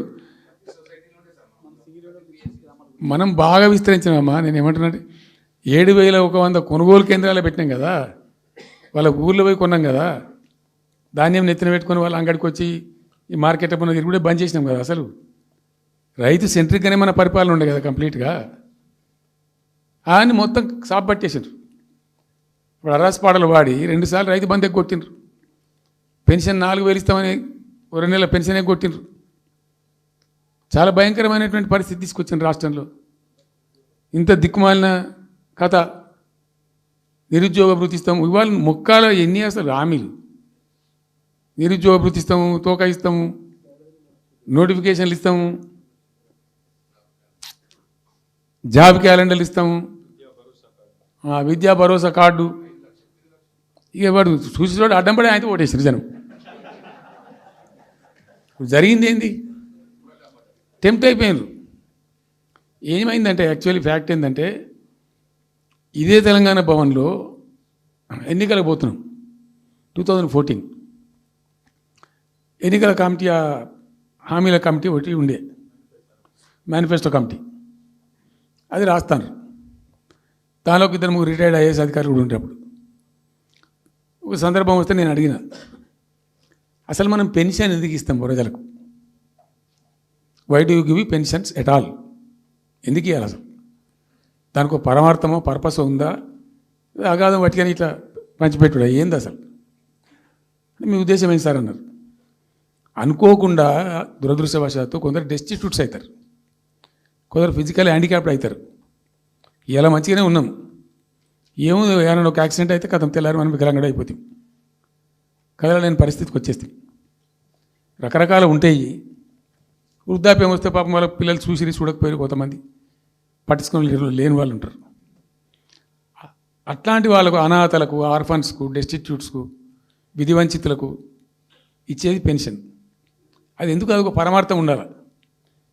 వాళ్ళు బిర్యానీ తినకున్నా, పెద్ద గందరగోళం లేకున్నా కనీసం 2 పూటలు పప్పు పచ్చిపులిసింది అన్నం తిని వాంజాలవాడు పండుకుంటట్టు ఉండన్న ఆ మేరకు ఇవ్వండి అని చెప్పినాం. అప్పుడు ఒక ఆయన గోయల్ సాబ్ అని ఉండే ఐఏఎస్ ఆఫీసర్. ఆయన ఉప్పుకింత పప్పుకింత అని అన్ని రేట్లు లెక్కబెట్టి 670 రూపాయలు ఇస్తే సరిపోతుంది సార్ అని. నేను గావాలకి ఇచ్చేందుకు కోర్సు చేయను అవే ఒక 1000 రూపీస్ పెట్టు పెద్ద కథ ఎందుకు అని 1000 చేసాం. దేనికన్నా కానీ 1000 రూపీస్ చేసినాం ఫస్ట్. సెకండ్ టర్మ్ నేను ప్రకటించిన, మళ్ళీ మేము గెలిపించుకొని ఈసారి గెలిస్తే వెంటనే 2000 రూపీస్ చేస్తామని చెప్పాను. మొదలు 1000 అన్నవాడు అడగలే, మా అంతటా మేమే సుమోటోగా మాట్లాడి చెప్పి డే 1 గవర్నమెంట్ ఇచ్చిన ఫస్ట్ క్యాబినెట్లో డిసైడ్ చేసి 1000 రూపీస్ పెట్టాం. 200 to 1000, 1000 to 2000 also first మంత్ని. Second టర్మ్లో మా గవర్నమెంట్ వస్తే ఫస్ట్ మంతే, ఏ మంత్లో గవర్నమెంట్ వచ్చినా అదే మంత్లో 2000 రూపీస్ చేసినాం, జనానికి అందించినాం. జనం కూడా ఏమనుకున్నారు, కేసీఆర్ 2 అన్నప్పుడు 4 అన్నట్టుగా ఇస్తాడు కావచ్చు, టెంప్ట్ అవుతారు పాపం, సహజంగా పేదవాళ్ళు కదా, లేని వాళ్ళు కాబట్టి. మనది కాదు సబ్జెక్ట్, అది కాదు కదా. ఈయన 2 ఇచ్చిండు కదా, 200 2000 చేసిండు, ఈడు తప్ప 4000 చేస్తాడేమో అనే ఆశలో మా కోటేసే ఉద్దేశం ఉన్న ప్రజలు కూడా ఈ మాయల పడి పాపం టెంప్ట్ అయిపోయి గోల్మాల్ అయిపోయి ఓట్లు వేసినారు. ఇలా తలలు బాదుకుంటున్నారు, తిడుతున్నారు, భయంకరమైన తిడుతున్నారు. నిన్న నేను హైదరాబాద్ వస్తున్నాను, నిన్న నేను ఫామ్ నుంచి బయలుదేరి వస్తుంటే ఒక 10 చోట్ల ప్రామిస్ చెప్తున్నాను. 10 ప్లేసెస్లో పక్క పండు వచ్చుకోగానే కార్లో కూర్చున్న 2 స్టీరింగ్ ఇచ్చి పెట్టి 2 చేతులు మీదకి పెట్టిండు. బాస్ మళ్ళీ మనం జల్దీ రావాలి, మనమే వస్తున్నాము, నెక్స్ట్ మనమే అని దుంకుతున్నాడు. ఆ మోటార్ పైకి వేసేవాళ్ళు వాడు డ్రమ్మన్న పక్కన వచ్చి వాడు వచ్చి నెక్స్ట్ మనమే సార్ వచ్చేతను అంటారు పోతుండ్రు. హైదరాబాద్ సిటీలో అనేక ప్లేసెస్లో కనీసం ఒక 10-12 ప్లేసెస్లో అట్లా చెప్తున్నారు జనం. అది దేనికి సంకేతం? మీ మీద ప్రజలు విశ్వాసం కోల్పోతున్నారు రోజు రోజుకు, మీ చర్యల వల్ల, మీ పిచ్చి పనుల వల్ల. ఇంకోటి ఏంది, మీరు చేసే చర్యలు ఎట్లున్నాయి? మొత్తం రియల్ ఎస్టేట్ బ్రోకర్ దందానేనా? ఫార్మాసిటీ ఎందుకు వచ్చిందండి? ఫార్మాసిటీ మా ప్రభుత్వం ఎందుకు వచ్చింది pharma city? Why do we bring pharma city at all? అనుకోకుండా కొన్ని ప్రాంతాలకు, కొన్ని రాష్ట్రాలకు కొన్ని సందర్భాలు కలిసి వస్తాయి. భారత ప్రభుత్వం ఆనాడు ఉన్నటువంటి నెహ్రూ గారి ప్రభుత్వంలో ఈ ఫిలకు వ్యాధి, కలరా వ్యాధి వ్యాపించి ప్రజలు ఇబ్బడిగా చచ్చిపోయేది. ఎట్లా అంటే దీనికి ప్రాపర్ మెడికేర్ లేదు, ఎక్కడికక్కడ లోకలైజ్డ్ ప్రొడక్షన్స్ ఉండాలని చెప్పి ఐడిపిఎల్స్ అని పెట్టిండ్రు, కొన్ని కీలక రాష్ట్రాలలో పెట్టిండ్రు. అందులో మన అదృష్టంకు ఆ టైంలో హైదరాబాద్ కూడా ఐడిపిఎల్ వచ్చింది. ఐడిపిఎల్ యొక్క పుణ్యమా అని దాంట్లో నుంచి కొంతమంది నేర్చుకొని బయటకు వచ్చి, డాక్టర్ అంజిరెడ్డి కూడా ఐడిపిఎల్ ఎంప్లాయ్, బయటకు వచ్చి వాళ్ళు స్వయంగా పెట్టి చాలా విస్తరించారు, చాలా అంటే చాలా విస్తరించారు. ఆయన దగ్గర అంజిరెడ్డి దగ్గర పనిచేసిన కూడా బయటకు వచ్చి వాళ్ళు పెట్టుకొని వాళ్ళు విస్తరించారు. ఇట్లా ఏమైపోయింది, Hyderabad has become a medical hub, pharma hub. ఒక ఆయన వచ్చి నాకు డబ్బులు బాగున్నాయి కాబట్టి నేను 10,000 కోట్లు పెట్టి పరిశ్రమ పెడతాను, నడవది ఎడబడతా అంటే పెడతా అంటే దానికి ఎక్కువ కావాలి. అంటే ఆ ఎంప్లాయీస్, ఆ టెక్నీషియన్స్, ఆ కథా కార్ఖానా ఎక్కడైతే ఉంటుందో అక్కడ సక్సెస్ అవుతుంది. అట్లా ఏమైంది, ఫార్మా యొక్క ఎక్కువ బిల్డ్ అయింది హైదరాబాద్లో. ఫార్మా యొక్క ఎక్కువ బిల్డ్ అయిన ద్వారా చాలా ఇబ్బడి ముగ్గడిగా కంపెనీలు వచ్చినాయి ఇక్కడ. అసలు 1/3 వరల్డ్కు మన జినోమ్ వ్యాలీ నుంచే వ్యాక్సిన్ సప్లై అవుతుంది. ఇలా 1/3 of the world Hyderabad genome valley నుంచే వ్యాక్సిన్ సప్లై అవుతుంది. అట్లా ఎప్పుడో ఉన్న బయాలజికల్ ఈవెంట్స్ ఆ రాజుగారు స్థాపించారు ఆ కాలం 104 సంవత్సరాల క్రితం నిజాం పీరియడ్లో. అట్లాంటి కంపెనీలు వస్తూ వస్తూ వస్తూ వస్తూ వస్తూ Hyderabad has become a best destination for pharma. అయితే ఏమవుతుంది, ఆ రసాయనిక వ్యర్థాలు ఏవైతే ఉంటాయో అవి కొద్ది కారకాలు ఉంటాయి, ఇబ్బందులు కలిగిస్తాయి. మన హుస్సేన్ సాగరే కాలుష్యమయమైపోయి గబ్బు వాసన వచ్చే పరిస్థితి ఉండేది, మనం అందరం కూడా చూసినాం. సో దీని నుంచి ఈ హైదరాబాద్ బయటపడాలి. ఫార్మా వదులుకుందామా, వదులుకోవద్దు. మరి ఏం చేయాలా? ఒక 4 టీములు తింపిందండి నేను ప్రపంచవ్యాప్తంగా, ఐఏఎస్ అధికారుల బృందాలు. శాంతికుమార్ గారు అని చెప్పి ఆమె చీఫ్ సెక్రటరీ కూడా రిటైర్ అయింది. ఆమె అప్పుడు హెల్త్ సెక్రటరీగా ఉండే కొంతకాలం. ఆమె నాయకత్వంలో పంపించాం, చాలా దేశాలకు పంపినాం. మరి తిరిగి రండి. ఇప్పుడు ఏమైంది? మందులు లేని ప్రపంచాన్ని ఊహించలేం. మందులు కావాల్సిందే. మందులు తయారు చేసే సందర్భంలో తప్పకుండా కొంత వేస్టేజ్ ఉంటుంది. ఆ వేస్టేజ్ని ఎట్లా మేనేజ్ చేయాలి అని దానికి తెలివి కావాలి. సింపుల్ ఎగ్జాంపుల్ చెప్పండి, మన ఇంట్లో కిచెన్లో కూడా డైలీ వేస్ట్ ఉంటుంది, కానీ చాలా నీట్గా పెట్టుకుంటాం మనం దాన్ని. ఆ వేస్ట్ని డిస్పోజ్ చేస్తాం, కిచెన్లోనే ఉంచితే చచ్చిపోతాం కాబట్టి ఆ భయానికి క్లీన్ పెట్టుకుంటాం, మన ఓన్ కిచెన్ కాబట్టి. ఎగ్జాక్ట్లీ ఎట్లయితే కిచెన్ క్లీన్ పెడతారో వాటిని కూడా క్లీన్ పెట్టాలి. అయితే ఒక ఫార్మా కంపెనీ ముందు నుంచి మనం పోతున్నాం అనుకోండి, మన దగ్గర అయితే వాసన వస్తుంది, మనకు తెలుస్తుంది ఇదేదో మెడిసిన్ తయారు చేసే కంపెనీ అని. వేరే దేశాలలో అట్లా లేదు. యూరోప్లో లేదు, యూఎస్లో లేదు, చాలా దేశాల్లో లేదు, చైనాలో లేదు. అసలు గొట్టం నుంచి పొగరాదు. సో మనం మాత్రం టెక్నాలజీ మనం పెట్టుకోలేమా, పెద్ద ఇష్యూ ఏందని చెప్పి ఐఏఎస్ అధికారుల బృందాలను తింపిన నేను అనేక దేశాలకు తింపి పంపించి, హైదరాబాద్లో ఫార్మా ఉంది కాబట్టి హైదరాబాద్ యొక్క లార్జర్ ఇంట్రెస్ట్లో ఫ్యూచర్ దృష్ట్యా ఫార్మాను కాపాడుకోవాలి, ఆ ఎక్కువ పోనీయద్దు, ప్లస్ ఈ కాలుష్య భారం నుంచి ప్రజలను రక్షించుకోవాలి. ఎట్లా అంటే జెడ్ఎల్బీ అని వచ్చింది, జీరో లిక్విడ్ బేస్ అని. ఆ డిశ్చార్జ్ ఏదైతుంటుందో దాన్ని మొత్తం జీరో లిక్విడ్ చేస్తారు. ఇంకా కాలుష్యం కాదు, ఏం చెడిపోదు, వీళ్ళకి ఇబ్బంది ఉండదు. అది ఇంటర్నేషనల్ లెవెల్లో సక్సెస్ఫుల్గా ఉంది, సక్సెస్ఫుల్గా జరుగుతుంది. ఇప్పుడు అమెరికాలో ఉన్నాయి చాలా కంపెనీలు, యూరోప్లో ఉన్నాయి, ఇంకా చాలా చోట్ల ఉన్నాయి. అవసరం, ప్రతి దేశానికి అవసరమే. అయితే మనం ఆ సిస్టమ్ పెట్టుకోవచ్చు కదా అని చెప్పి ఒక ఫార్మా యూనివర్సిటీ కూడా పెడదాం దానిలో అని చెప్పి ఫార్మా ఇండస్ట్రీ తెచ్చినాం. 2 హెలికాప్టర్లు తీసుకొని ఆ ఫార్మా బిజినెస్ మెన్ ఎవరైతే ఉంటారో వాళ్ళని నేనే స్వయంగా పెట్టుకుని పోయి ఆ ముచ్చర్ల అక్కడ పోయి తీసుకుపోయి చూపించి ఈ ప్లేస్ బాగుంటుంది కదా అంటే బాగుంటుందని చెప్తే దాన్ని ఫైనల్ చేసి చాలా కష్టపడి 5-6 సంవత్సరాలు పర్సూ చేసి రైతాంగంతో ఘర్షణ పడకుండా ఒక 20,000 ఎకరాలు పెట్టుకొని చేస్తే 14,000 ఎకరాల పైచీలకు వరకు 14,000 నెట్ వచ్చింది ప్రభుత్వానికి. 14,000 acres already acquired by government. చాలా ఎంఓయూలు జరిగినాయి, అన్నీ జరిగినాయి. మన లోకల్ వాళ్ళు రెడీ ఉండి. అయితే పర్టికులర్లీ జీడిమెట్ల, చర్లపల్లి వీళ్ళు ఏమన్నారంటే, సార్ మాకు ఆల్టర్నేటివ్ స్థలం మంచిగా ఇస్తే మేము అక్కడికి వెళ్ళిపోతాం, ఈ బాధ మాకెందుకు, ప్రజలతో కూడా ఈ బదనాం ఎందుకు, ఆడ పెట్టుకుంటాం. పెట్టి కామన్ అఫ్లుయెంట్ ప్లాంట్స్ పెట్టి ఒక ఐఏఎస్ అధికారిని పెట్టి దాన్ని ప్రభుత్వ నిఘాలోనే ఈ రసాయనాలు వ్యర్థాలను ఇష్టం వచ్చినట్టు ఎటుపడితే పంపకుండా ఆ నియంత్రణలో జరగాలని చెప్పి పెట్టుకున్నది ఫార్మాసిటీ. దానికి ఎన్వైరాన్మెంటల్ క్లియరెన్స్ కూడా వచ్చింది. కేంద్ర ప్రభుత్వాన్ని ఒప్పించి ఎన్వైరాన్మెంటల్ క్లియరెన్స్ తెచ్చినాం. హైదరాబాద్ మొత్తం ఫార్మాను ఒకటే దగ్గర తీసుకుపోయి పెట్టాలి, ఆడ ఫార్మా సిటీ కట్టాలి, అక్కడ పనిచేసే ఎంప్లాయీస్ కూడా పొద్దాకి ఇటు అటు తిరిగేటువంటి అవసరం లేకుండా మంచిగా బ్రహ్మాండమైన సిటీ రావాలి, వచ్చే సిటీకి కావాల్సినటువంటి ఆల్ ఇన్ఫ్రాస్ట్రక్చర్ రావాలి అని చైనాలో నేను చైనా పోయినప్పుడు చూసినట్టు అది 70,000 ఎకరాలు వాళ్ళది, చాలా హ్యూజ్ ఫ్యాక్ట్. మనకి ఒక 20,000 acres అయితే మస్తు అవుతుందని చెప్పి మేము తీసుకొని చేసినాం. మెడికల్ కాలేజ్ కూడా మంజూరు చేసినాం ఆ పక్కనే, వీటన్నిటి దృష్ట్యా పెట్టుకొని. అంటే మేము ఒక పద్ధతి పెట్టుకొని దాన్ని ఒక సిస్టమేటిక్గా చేసినాం. చేస్తే ఇప్పుడు దాన్ని ఏందండి దందా, ఏదైనా చేసి దాన్ని నమ్మకదొబ్బన్నా. ఏం జరుగుతుంది రాష్ట్రంలో? ఫ్యూచర్ సిటీ, తొక్క సిటీ, ఎవరికి కావాలి నీ ఫ్యూచర్ సిటీ? నాకు అర్థం కాదు. నువ్వు పెంచినావు హైదరాబాద్ను, ఎవరు చేసిన హైదరాబాద్ సిటీ? ఇంత వైబ్రాంట్ సిటీ ఎక్కడికి వచ్చింది? ఓ 400 సంవత్సరాల చరిత్రతోని దీనికంతా ఒకటి బోధి జరిగి ఆటోమేటిక్గా పెద్ద సిటీ అయింది. అట్లా అన్నీ కావు, అందరికి కావు.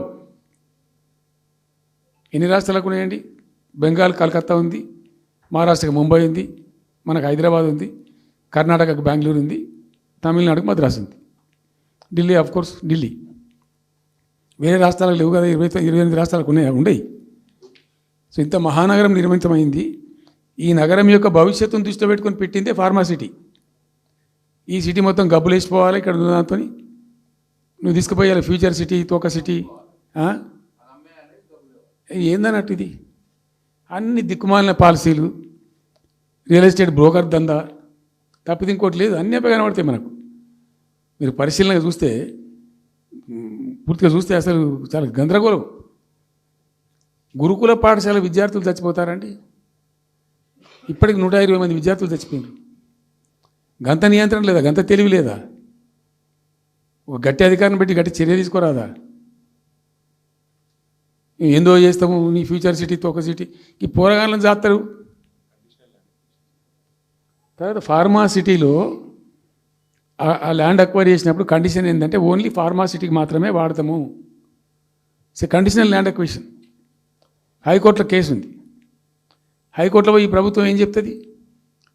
లేదు ఫార్మా సిటీ ఉంటుంది.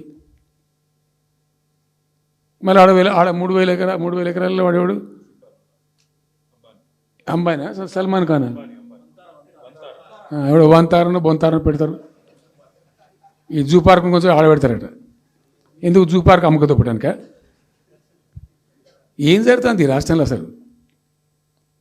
మేము ఇటువంటి చిల్లర పనులు చేయలేదే మేము ఉన్నప్పుడు, ఇంత దుర్మార్గమైన కార్యక్రమాలు చేయలేదే. ఇది ఎక్కడ దిక్కుమాలిన దందా? ఏం జరుగుతుంది అసలు? ఏం చేయదలుచుకున్నారు ఈ రాష్ట్రాన్ని? ఇదేం పోతున్న. సో ఇట్లా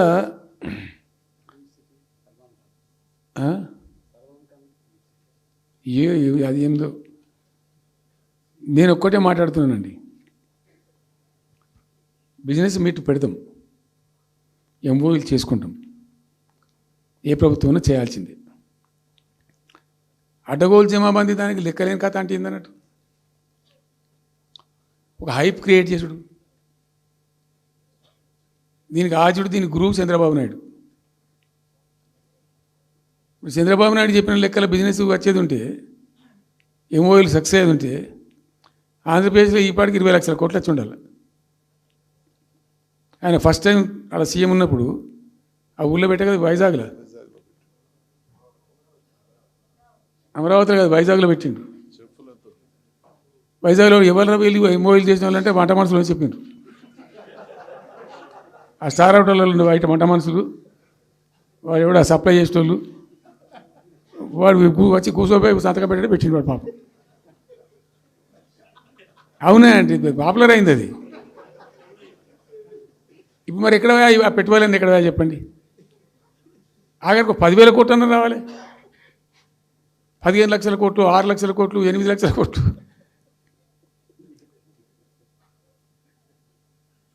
అయితే అప్పుడు తమాషా జరిగింది. ఈ భోపాల్ ముఖ్యమంత్రి, అప్పుడు నేను ముఖ్యమంత్రి ఉంటే, భోపాల్ ఉన్న ఆయన పేరు శివరాజ్ సింగ్ చౌహాన్, ఆయన సీఎం ఉండే. ఆయన ఆ ప్లానింగ్, అదే ఇప్పుడు నీతి ఆయోగ్ ఉంది కదా, దానిలో సబ్ కమిటీకి ఆయన చైర్మన్. నేను భోపాల్లో పెడతా బాయ్సాబ్ జర వచ్చిపోను అని ఖచ్చితంగా ఊగా బతిమాలితే ఫోన్ల మీద ఫోన్లు చేస్తే ఏం భోపాల్ లేవా మీరు చూసుకొని అంటే, లేదు సార్ నువ్వు తప్పకుండా రావాలంటే సరే అని పోయినండి. అయితే ఆడొక ఇండస్ట్రీ మినిస్టర్ ఉంది, వాళ్ళ గవర్నమెంట్కి ఉంటారు కదా మధ్యప్రదేశ్కు. ఆమె వచ్చి నీ కొడుకు వచ్చి బాగా ఆగమాగం చేస్తానని మమ్మల్ని అంటే, ఎందుకు చేస్తాడమంటే ఆయన అదొకటితోటి మాట్లాడి ఎక్కువ చేసుకుంటుండు బాగా అంటే, నువ్వు కూడా అన్నాడు గట్టిగా చెయ్యి. ఆమె వసుంధర రాజే చెల్లెలు, ఆమె పేరు యశోధర రాజే ఏదో అన్నది. అంటే నేను అంతకుముందు ఒక కొద్ది రోజుల ముందే నేను భోపాల్ పోవడానికి ఒక దాదాపు 2-3 మంత్స్ బిఫోరే మోడీ గారు వచ్చిండు. అక్కడ వచ్చి 14 లక్షల కోట్లకు ఎంఓయూ చేసి పడేసారు. ఇది మధ్యప్రదేశ్ గవర్నమెంట్. నేను మొన్న 14 లక్షల కోసం చేసిన కానమ్మా, మీకు నాకు అర్థం కాదు, నీకేం రాలేదంటావు నువ్వు. ప్రధానమంత్రి మీకు సపోర్ట్ ఉండే, మీకు పార్టీ అయ్యి మీకు మంచిగా నీకు ఇంత లాభం ఉంది అంటే, ఓ సో బోగసాయి సాబా.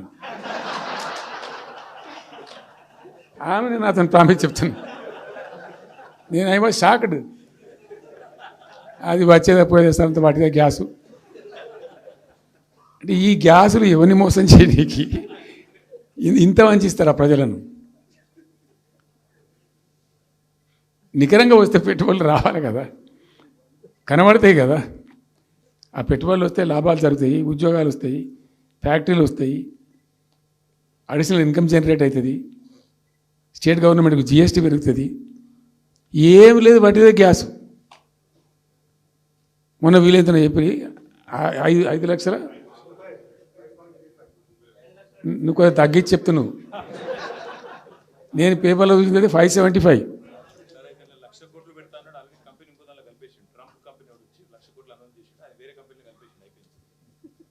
ఇట్లా ఇది ఏమి ట్రంప్ ఓడికి గింపి ఇదంతా ఏం పంచాయతీ?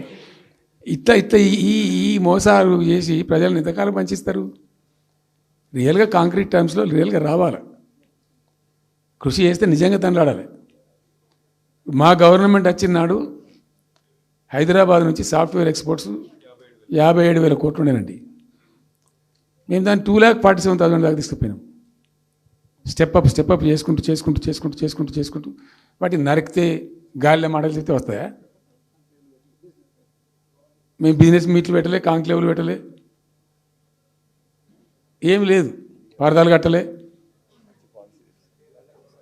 బెస్ట్ పాలసీ చేస్తే ఆటోమేటిక్గా అట్రాక్ట్ అయి వస్తారు.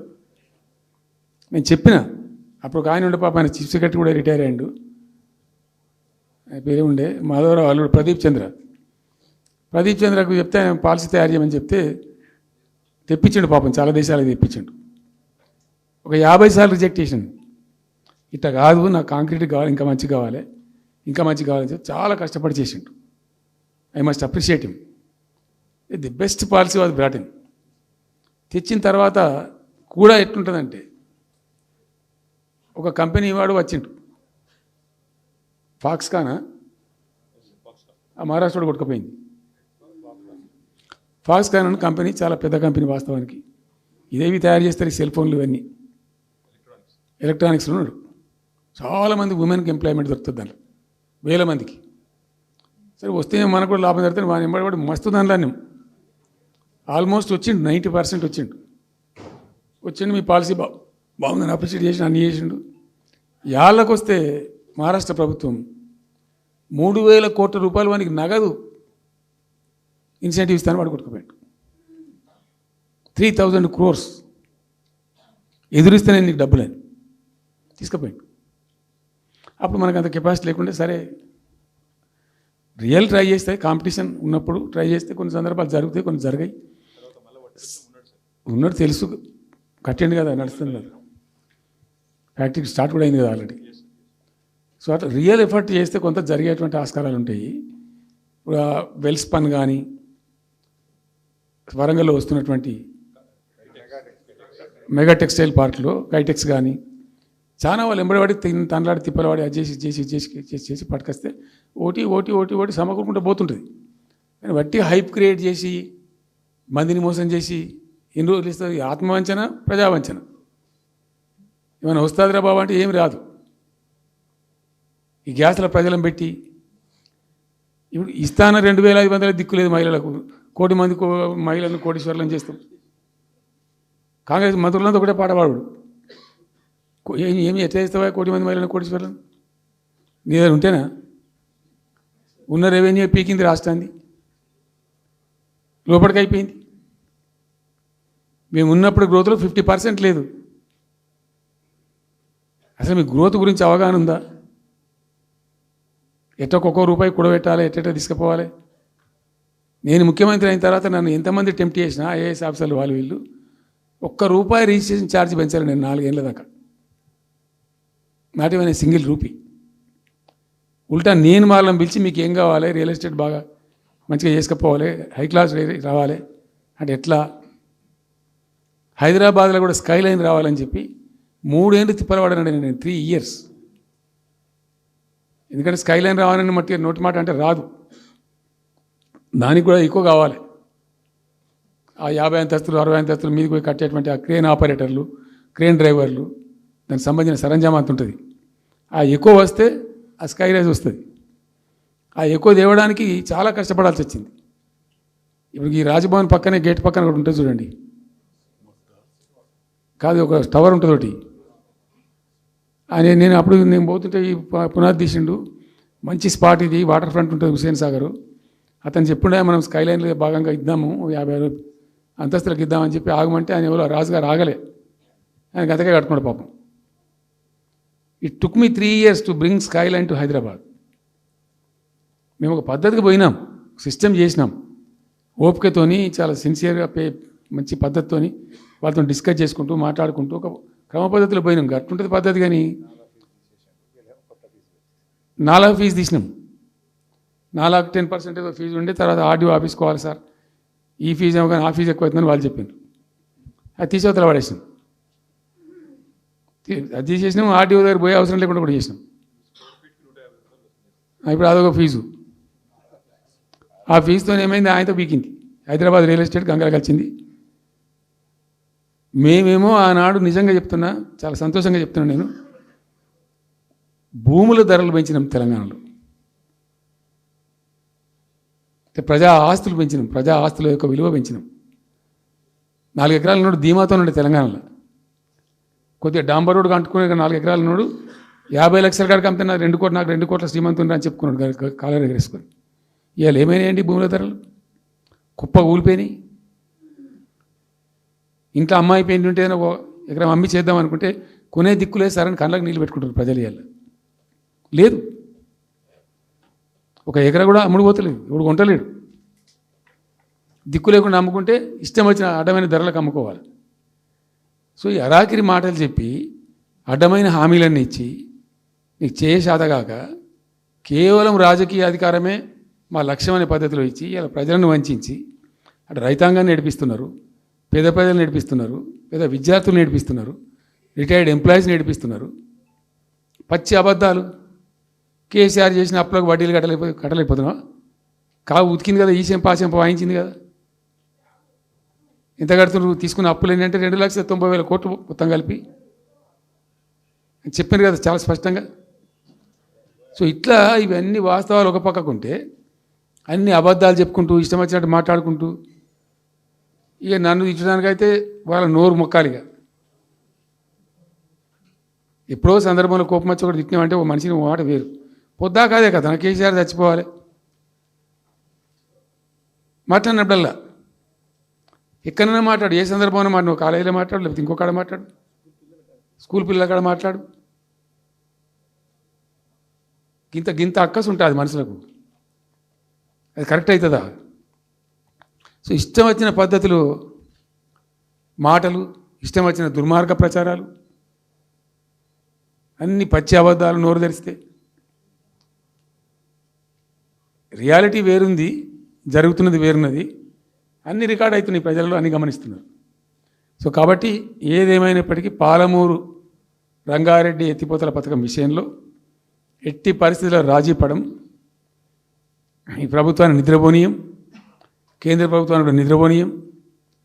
మా హక్కుల పరిరక్షణకు ఒక డ్రాప్ తక్కువైనా కూడా at any cost, at whatever cost, TRS పుట్టిందే తెలంగాణ ప్రజల కోసం. తెలంగాణ ప్రజలకు ఒక నొక్కు పడుతుంటే మౌనం పాటించలేం. మీరు ఏం ఊరుకో ఏం చేసుకో. నాకు ఇన్ఫర్మేషన్ వచ్చింది, మీటింగ్ జరుగుతుంటే మరి 4 గంటలకు అయిపోవాలి లెక్క ప్రకారం. It was extended. 5 గంటలకే ఉత్తమ్ కుమార్ రెడ్డి ప్రెస్ మీట్ పెట్టిండు. మీకు కూడా వచ్చి ఉంటుంది ఇన్విటేషన్. ఎందుకు కేసీఆర్ కాగానే మనం ఇంకొక వరుస మళ్ళీ మురగాలి చిట్ చాటు, అది కూడా ఎందుకు మొరగడానికి? ఆ మొరుగుడుకు వాల్యూ ఉంటుంది. So thank you so much. ఈరోజు నేను ఏమంటున్నాను, మీతో ఒక request, Rahul don't be hasty. ఇవాళ I'm only restrict my self to Palamuru ఎత్తిపోతల పథకం. అది డైల్యూట్ అవుతాయి కాబట్టి ఇలా చెప్పాను. నేను ఉంటున్నా, మీకు అందుబాటులో ఉంటుందిగా. I'm on the field now. కాబట్టి మీకు please here me. You have to excuse me today. దానికే నేను రిస్ట్రిక్ట్ అవుతాను. ఇవాళ any question, 100 questions you put me, I will give you answer tomorrow or day after, any time. Thank you. Share చేయండి, like చేయండి, subscribe చేయండి. మరిన్ని వీడియోల కోసం బెల్ సింబల్పై క్లిక్ చేయండి.